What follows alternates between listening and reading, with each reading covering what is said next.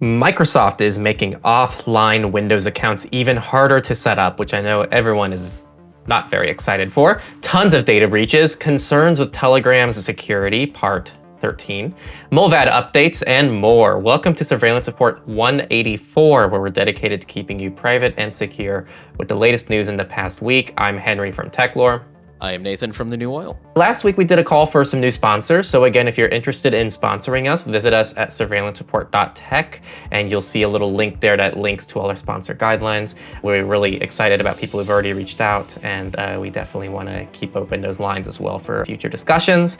And of course, as always, we still want and need our supporters to keep us going and keep us independent. And so if you want to support this podcast and keep it free for everybody, we really appreciate everybody helping to do that over on Patreon at patreon.com/surveillancepod, which you can do a monthly recurring fee. And you get some cool perks in exchange for that. We have a VIP version of this, which excludes these little promo segments. And also we allow you to join the Q&A. And there's a fun little community now of the Q&A questions, which is really exciting. If you don't like Patreon, we're on LibrePay, and we always support Monero as well for one-off tips. We see all those transactions, but we don't know who you are. So thank you everybody contributing through Monero. Now we're going to go into the highlight story, which is Microsoft has removed documentation for switching to a local account in Windows 11. So for people who maybe aren't in the loop and maybe haven't used Windows for a while, I know many people use Linux. A big thing when you're setting up Windows 10, Windows 11, even all the way back to Windows 8 was trying to set it up without needing to use a Microsoft account. Microsoft really pushes you to use a Microsoft account when you're setting up Windows. And that gets harder and harder every version, it feels like. And now Windows 11 has been really difficult. And now they're removing documentation. So by default, both Home and Pro require users to sign in with a Microsoft account during setup, which gives you some benefits, at least if you're a regular user of other Microsoft products. Otherwise, it's just annoying. It is possible, but it does require a small amount of know-how beyond just clicking the right buttons. On the know-how front, Microsoft has taken one more minor but nevertheless irritating step to prevent people from setting up local accounts, which are the offline accounts. And that was through the support page, or as of June 17th, the instructions disappeared and haven't been seen since. Most of the workarounds for creating a local account still work in both Windows 11 23H2, which is the publicly available version, and 24H2, which is now on Copilot plus PCs later this fall for everyone else. Just for people who don't know, the easiest way to do this is on a PC. You just took out of the box is to press Shift plus F10 during the setup process to bring up a command prompt window, and then you type this command. If you want to see it, we'll leave it in the sources, rebooting, and then clicking the I don't have internet button. So they make it really easy, as you can tell. It's really intuitive. Other workarounds include using the Rufus tool, which does this for you by using the USB installer. And there's also another workaround that has allegedly stopped working. It used to be that trying to sign in with a non-existent email account would get you a local sign-in option. That's what I did on the recent installation I did for Windows 10 on a desktop I got. That one worked for me, but clearly no more because of earlier this month. It looks like Windows 11 setup screen will just ask you to try another email instead. So yeah, I guess takeaway is Microsoft really wants you to use Microsoft products within Windows, which is really frustrating because there's very few people I know who really enjoy Microsoft's suite of products. I actually can't name someone who genuinely really likes it. And so it's really annoying when you're forced into this kind of ecosystem. And I know for people who are more privacy oriented, they don't want to have all their activities linked to a centralized account that's directly tied to them. So it just makes things a little bit more difficult and annoying and obnoxious. And I'm guessing a lot of people using Linux who are dual booting, who might just want to use Windows for a few things and they don't want anything to do with Microsoft, just want a way to just use the operating system. And frankly, especially if you have a license to use it, I don't know why they would require an account. This is one area where I guess macOS is a lot nicer. I will say when you compare Android to iOS, Android really wins in this realm because you can use Android pretty well without a Google account. Still not ideal, but you can download third-party app stores, still get your apps, still have a lot of features. On iOS, you can't even download apps without an Apple account. But on the other hand, Windows versus macOS, you can pretty much do most things on macOS without your Apple account. So that's not the case with Windows, where now they're trying to make it harder and harder. Once you're through the setup, you actually can use Windows without an account pretty well too. So it's just a matter of how easy it is to bypass it at the beginning. Yeah, I don't have much to add to this other than I can confirm this is true. We bought my wife a bigger hard drive recently. So when we were installing Windows, I'm used to just unplug the internet and it'll be like, I don't have internet. And yeah, that option wasn't there. And I was like, what the heck? So I had to go. I think this is the thing I ended up doing, the Shift F10 to bring up the terminal and then type that in, reboot, which is just so obnoxious. Like, what if you genuinely don't have internet at that moment? The only thing I do have to add is I didn't put this in the show originally, but it occurred to me while you were talking. There was another article this week. Windows 11 is now automatically enabling OneDrive folder backup without asking permission, which it already comes enabled in the first place, you know, if you create that account. But you're absolutely right. Like, Microsoft is just really trying to get more and more data. If you can get off Windows, I highly encourage it. And I understand I'm saying that as a like part-time Windows user. It's not my full-time driver. At very least, I do recommend dual booting if you can. I think that's all we got on that one. So we're going to go ahead and jump into our data breaches now. Now, there are a ton of them. It was one of those weeks, so we're going to try and blow through this as quickly as possible. Our first one, chemical facilities warned of possible data theft in CISA CSAT breach. So this is a chemical security assessment tool. It's used by facilities to report their possession of chemicals that could be used for terrorism to determine if they are considered a high-risk facility. And this was breached in January after attackers deployed a web shell on the Ivanti devices that CISA has. CISA says that compromised accounts contained aliases, place of birth, citizenship, passport number, redress number, A number, global entry ID number, and TWIC ID number. Neiman Marcus confirms data breach after Snowflake account hack. Snowflake continues. So this is from the Maine Attorney General. About 64,000 people were impacted, and this included a lot of personal information like names, contact information, date of births, and gift card numbers for people who shop here. An ID verification service for TikTok, Uber, and X, among others, has exposed driver's licenses. So this is one of those companies that if you need to verify your ID, like to monetize your content or something like that, then they will do that. They are called Authentix, AU10TIX. Their website also included the logos of other companies like Fiverr, PayPal, Coinbase, LinkedIn, and Upwork, some of which confirmed to 404 Media that they are active or former clients.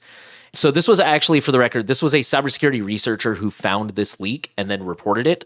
So this isn't, as far as we know, a malicious actor. Although, as we always say, if it was out there, there's a good chance somebody else could have found it, especially if it's been out there for a while.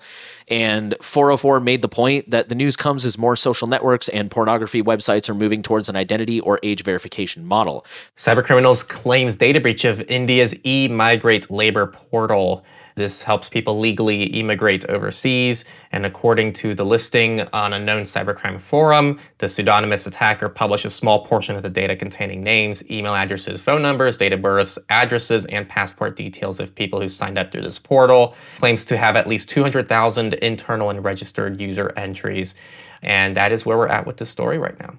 Startups are scrambling to assess the fallout from the Evolve Bank data breach. This happened on Wednesday. Evolve Bank and Trust, which is a financial institution that's popular with fintech startups, announced it had been victim of a cyber attack and data breach that could have affected its partner companies as well. One such partner, who is Mercury, said on X that, for them at least, I don't know if this is for everybody, but it said that it impacted records associated with the company, including some account numbers, deposit balances, business owner names, and emails. So unfortunately, not a lot of information in that article on exactly what was compromised and how many people, but this also might be an evolving situation. So we'll keep you updated. Researchers have proved Rabbit AI breach by sending email to them as admins from 404 Media. Members of a community focused on jailbreaking and reverse engineering the Rabbit R1 AI assistant device say that Rabbit left critical API keys hard-coded and exposed in its code, which would have allowed them to see and download all R1 responses ever given. The API access would have allowed an attacker to use various services, including text-to-speech services and email sending services, as if they were the company. To verify their access, the researchers sent 404 Media emails from the internal admin email used by the Rabbit device, just to prove that they're not full of it. And this was made public through a disclosure on the group's website and in its Discord Tuesday. And it's the latest in a comedy of errors for the device, which under the hood is essentially just an Android app that runs requests through a series of off-the-shelf APIs like 11 Labs, which is its text-to-speech AI product. The device's poor design has been the subject of many articles, investigations, and YouTube videos. A former IT employee accessed the data of over 1 million US patients. So Geisinger, which is a prominent healthcare system in Pennsylvania, has announced a data breach involving a former employee of Nuance, which is their IT service provider contracted by the organization. Nuance was promptly informed and took action to block the former employee's access to Geisinger's systems that hold patient records. Geisinger themselves are a nonprofit that operates 134 care sites, 10 hospitals, and a health plan serving a total of 1.2 million people.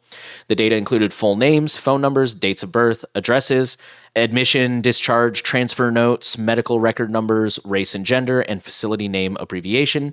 The exact types of data exposed varies per person depending on what services they got through Geisinger. So there's a dairy giant company called AgroPur, which says they were part of a data breach that exposed customer info. They process almost 7 billion liters of milk annually, and they're a pretty big company with an annual revenue of $5.1 billion. And there's not much information yet, so the type of exposed data and the number of impacted individuals have not been determined. This is still unfolding. We might get more details, so stay subscribed. Infosys McCamish, IMS for short, says that Lockbit stole the data of 6 million people. So IMS is a multinational corporation that provides business consulting, information technology, and outsourcing services. They specifically cater to insurance and financial services industries. In February of this year, they informed the public that they had been hit by ransomware in November of last year, which resulted in the compromise of personal data of about 57,000 Bank of America customers. At the time, Lockbit claimed the attack and said that it had encrypted 2,000 computers. In a new notification shared with authorities in the US, IMS now says the total number of people affected is a little over 6 million. The data includes social security numbers, dates of birth, medical treatment and record information, biometric data, email address and password, username and password. They didn't specify if those were hashed passwords or not, driver's license and or state ID number, financial account info, payment card info, passport number, tribal ID number, and US military ID number. All right, this next one is an update from actually our headline story from SR 182. So part of the reason why we ask you all to stay subscribed so you can get updates to these stories. The investigation of Russian hack on London hospitals may take weeks amid worries over online data dump. So they said Friday the NHS has been made aware that data connected to the attack has been published online. And according to the BBC, they shared almost 400 gigabytes of data, including patient names, date of birth, and descriptions of blood tests on their darknet site and Telegram channel. That'll take us into companies, and we have more news from Microsoft. Just a heads up, this next story is a little bit NSFW and may not be appropriate for small ears, because I think some of you guys have said you listen with families, so you might want to skip a couple of minutes here. A lawsuit is claiming that Microsoft tracked sex toy shoppers with recording in real-time software. So a woman is suing Microsoft and two major US online retailers with claims that their websites are tracking users without consent, despite promising they wouldn't do that. So the complaint centers around two websites called Good Vibrations and Babeland that have installed trackers using Microsoft's Clarity software, which does, quote, recording in real time and tracks users' mouse movements, clicks or taps, scrolls, and site navigation. The complaint includes screenshots of code from the sexual health sites that claim to show them using machine unique identifier cookies that, quote, identifies unique web browsers visiting Microsoft sites, according to Microsoft, and are used for advertising, site analytics, and other operational purposes. There's a shopping app called Temu. It's being called dangerous malware, which spies on your text based on a lawsuit.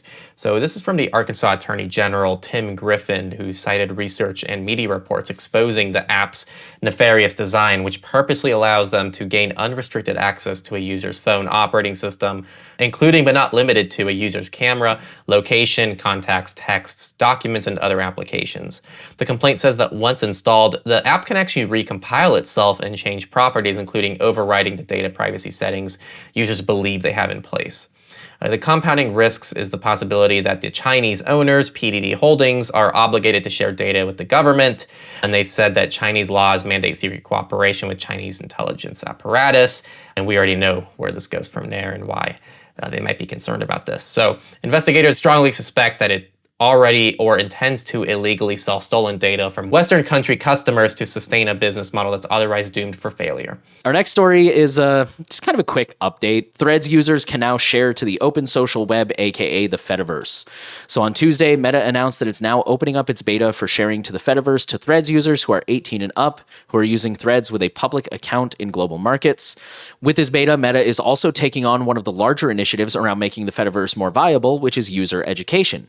Today, many people don't understand how the Fediverse works or what it means to federate your account across the open social web, but within Threads, Meta is offering an explainer that describes the Fediverse as a social network of interactive servers, informs users how sharing works, and answers some basic questions.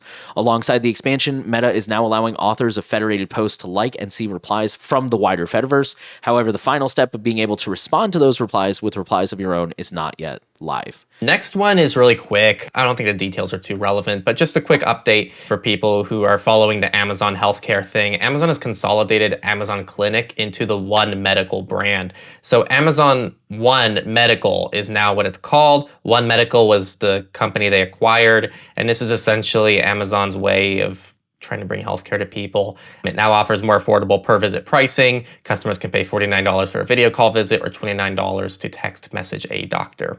All right, this next story, we're kind of on the fence about sharing because it seems, on the one hand, we don't want to pick on companies just to pick on them because we don't like them. But on the other hand, this does seem like a potentially relevant story worth sharing with you guys. So here we are. The headline says Telegram says it has about 30 engineers. Security experts say that's a red flag.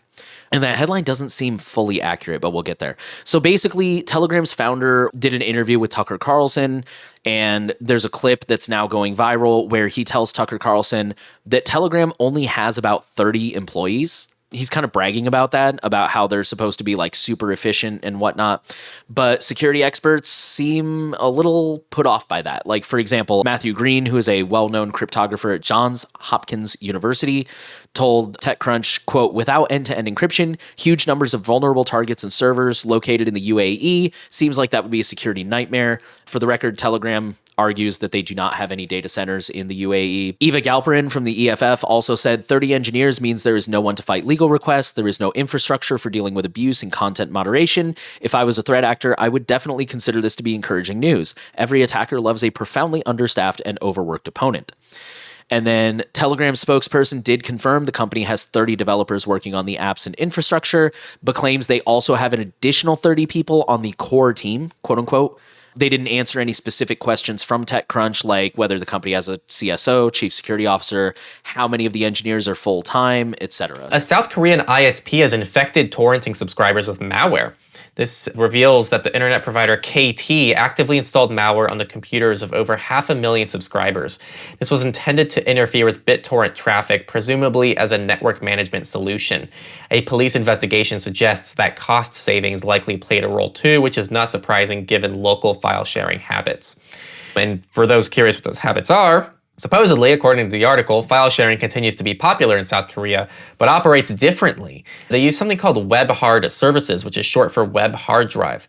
These are paid BitTorrent assisted services, which also offer dedicated web seeds to ensure that files remain available. Web hard services rely on the BitTorrent enabled grid system, which became so popular in Korea that ISPs started to notice it. Since these torrent transfers use a lot of bandwidth, which is costly to the country, providers would rather not have this file sharing activity on their networks. Why they allegedly distributed the malware and what it precisely intended to do is unclear, though. The police believe there were internal KT discussions about network-related costs, suggesting that financial reasons played a role. It's also just unclear what the malware really did. It interferes with the traffic, so my guess is maybe it was slowing it down or stopping it altogether, something weird like that. Okay, and our next company story, this comes from a listener, and this is kind of a summary of several different articles. This feels like kind of a fine line where it is sort of privacy and security related, but it's also kind of not. But we still wanted to share this because I feel like there is some takeaways here. So I'm going to quote the listener. They said, in Hungary, there's been an incident where Apple has been double charging Hungarian users for their purchases. I'm one of those affected. You might think this isn't really something for you to cover on the show, but I haven't had an Apple account since February. I was one of the quote unquote lucky ones. I only used Apple Music, so not much was taken. But some people have said they have had almost 500,000 HUF, which I believe is about 1,300 US dollars, taken. Apple has said that they will reverse the funds and to contact them, but in some cases you are almost unable to contact Apple without an account. I was able to find a Hungarian support phone number, but that has a call limit of 1 hour and I never got through before timing out. They also contacted me with an update because I asked if it would be okay if I quoted them on the show. They said it's also not Apple Pay, as some of the articles are suggesting, but it seems to be the Apple Store, although some device purchases were repeated as well, not just subscriptions for people. I'm still unable to get a hold of support. They're closed for the weekend, so probably can't get to it until Monday at the earliest. There's also some people that have been charged on cards that were removed from their account, so my case of data retention isn't alone. All right, and the last story here for companies. Australian bank spots scams via how users hold their phones. This is from National Australia Bank, and it's really quick. There's not much to it, but they're pretty much saying they're adding tooling that looks at the biometrics and the way you actually interact with your devices and how you think about keystrokes in order to try to prevent spam. That's about it, and that's all we know. All right, we did not have any research stories this week. We're going to move on to politics. Why going cashless has turned Sweden from one of the safest countries into a high crime nation. They open up with an example story. Ellen was delighted when she made her first sale on a popular secondhand clothing app, but just a few minutes later, the thrill turned to shock as the 20-year-old from, not even going to try and pronounce that, in Sweden, discovered that she'd been robbed. Everything seemed normal when she received a direct message on the platform, which asked her to verify personal details to complete the deal. When she clicked the link, which fired up Bank ID, which is the ubiquitous digital authorization system used by nearly all Swedish adults, after receiving a couple of error messages, she started thinking something was wrong, but it was already too late. Over 10,000 Swedish kroner, which is 1,000 US dollars, had been siphoned from her account, and the thieves disappeared into the digital shadows. The article goes on to say online fraud and digital crime in Sweden have surged, criminals taking 1.2 billion kroner in 2023 through the scams like the one that Ellen fell for, and that's doubled since 2021. Law enforcement agencies estimate that the size of Sweden's criminal economy could amount to as high as 2.5% of the country's GDP. To counter this crime, Swedish authorities have put pressure on banks to tighten security measures and make it harder on tech-savvy criminals, but it is a delicate balancing act. Sweden's switch to electronic cash started after a surge of armed robberies in the 1990s, and by 2022, only 8% of Swedes said they had used cash for their latest purchase. The prevalence of Bank ID plays a role in Sweden's vulnerability. The system works like an online signature. If used, it's considered a done deal and the transaction gets executed immediately. Since the original rollout in 2001, it's become a part of everyday Swedish life. On average, the service, which does require like a PIN or fingerprint or something to use, is used more than twice a day by every adult Swede and is involved in everything from filing tax returns to paying for bus tickets. As the scale of the problems grow, banks are introducing measures that will allow additional layers of security, including requiring approval from a trusted second party for large transfers, but for the most part, they're voluntary, with users needing to opt in to set up two-stage authorization or delay payments. Really quick, a lot of organizations in the EU just sent a joint submission to European Commission on Apple's DMA non-compliance. I don't know if people have heard, but I guess it's kind of fading a little bit, but there's the whole DMA situation where Apple had to roll out third-party app stores, but they did it in a crappy way. And I believe the EU actually did deem that to be illegal, and they're enforcing things a little bit more strictly. The EDRI, which is kind of like the European EFF, F-Droid, the Free Software Foundation Europe, many others like Crypty have just signed a whole letter. And so that's kind of something I'll leave linked as well for people following the EU situation right now. That'll take us into our free and open source news. We just have a couple of quick stories from Mullvad. First is that Mullvad has completed their latest infrastructure audit from Cure 53. We asked Cure 53 to focus solely on OpenVPN and WireGuard servers, and they gave them, basically they set up like a test environment, one of each, so no actual user data was at risk. The scope included paying attention to anything that would impact privacy alongside the regular white box security testing. We gave them access to both servers as well as the Ansible code used to deploy them. Cure 53 found 2 issues, one rated low and one rated medium. The remainder were rated info. In the days following a debrief, these issues were marked as resolved as they had been deployed to our customer-facing production environment. This last one, I've been waiting for Mullvad to make an actual announcement, but they didn't, so this is coming from the Techlore forums. Mullvad VPN on iOS and iPadOS now supports post-quantum safe tunnels. This appears to be based on their GitHub notes for their latest update. I mean, pretty self-explanatory. So All right, Misfits, we have a few stories. We're going to start with a New Jersey man, not Florida man, because the New Jersey man flew to Florida to attack another player over an online gaming dispute. Kang and the victim, another young man around the same age as Kang, had never met in real life, but they both played Arcade, which is a medieval fantasy, massively multiplayer online role-playing game. The game's publisher announced that it will be shutting down servers in Europe and North America on June 27th, citing a declining number of active players, but not these two.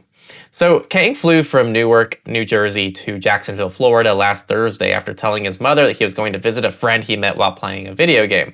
Officials didn't say how he learned where the victim lives, but he took an Uber to a hotel, and then he bought a hammer, and then he went to the victim's home, which was unlocked around 2 a.m.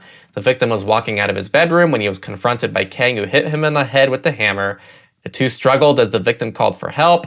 His stepfather responded and helped restrain Kang until police arrived. The victim suffered several head wounds that were not considered life-threatening, and he received staples at the hospital. This last one is just kind of an FYI thing. Raffle, I don't know if I'm pronouncing that right. Raffle remote access Trojan targets outdated Android phones in ransomware attacks.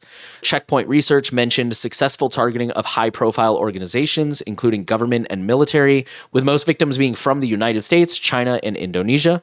In most of the infections examined, the victims ran an Android version that had reached end of life and was no longer receiving security updates, making it vulnerable to known and published flaws, which at this time is basically anything Android 11 and older, which accounted for 87.5% of the total number of devices where they saw infections. Only 12.5% of the infected devices were running 12 or 13 Android. This next one is just, and it's actually our last story, is one other example of ads being used for malicious purposes. This is a Mac malware that was served via Google Ads. Essentially, it actually imitated the Arc browser. So it pretty much said, oh, download Arc via these Google Ads, and it went to a fake version of Arc. You download it, and you're downloading malware. We saw something similar with KeePassXE. This was not too long ago where there was a fake KeePassXE website or a KeePass website. I forgot if it was KeePass or KeePassXE, but it was a KeePass password manager download. Same thing, it was in the top for Google results. When you typed in KeePass, people clicked it, downloaded the fake one, and that was designed to pretty much steal their passwords. And that's it for the week. Again, Microsoft is making offline Windows accounts even harder to set up, which is always obnoxious, and it's Microsoft continuing in an obnoxious direction. Tons of data breaches this week, concerns with Telegram security, Molvat updates, and a lot more. Again, if you like what we're doing and you want to support us and keep us going for free, patreon.com/surveillancepod is where you can do that. We also have some perks there for you, which include some fun things, like you get the VIP version of this, which includes a lot more discussions and a lot more analysis on our ends. And also we cut out these promo segments by default, so you don't have to skip anything. You can also join our Q&A, and it's a lot of fun over there. So we really appreciate everybody on Patreon. We're also on LibrePay, and we also support Monero tips for people who want to tip us Monero. Thank you all again for listening to the Surveillance Report. Links to all the stories are down in the description, and if you have a story you think we should cover, you can send it to news@surveillancereport.tech. And of course, don't forget to share the podcast around. Even a single story to share around is a big help, and we love that word of mouth. And I know that there's a pretty organic, like grassroots community that we have here of people who just really like to stick with that weekly news. So thank you all for tuning in, and we'll see you all next week.